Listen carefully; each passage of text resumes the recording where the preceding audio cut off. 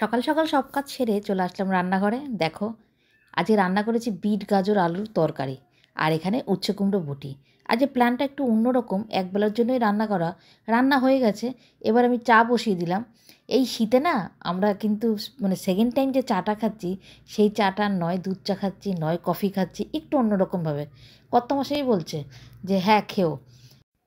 আমার যেহেতু সহ্য হয় না, কিন্তু কি করব, খেতেও তো ইচ্ছা করে। শীতকালে একটু দুধ চা না একটু বেশিই ভালো লাগে, তাই বানিয়ে ফেললাম চটপট করে। দেখো একটু কড়া লিকার দিয়ে, চিনিটা একটু কম খাই, কড়া লিকার একটুখানি বেশি দুধ দিয়ে দুধ চা করছি। কর্তামশাই আর আমি দুজনেই খাবো। যেই বলো তো সেই কাজ বসিয়ে দিয়েছি।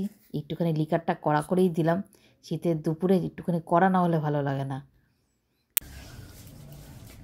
দুধ চা খাচ্ছি, দুধ চা খাচ্ছি। তোমার দাদাভাই বলছে খুব তো রস, তো রস হবে না?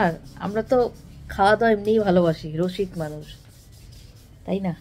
এই দেখো না, দুধ চা নিয়ে নিয়েছি।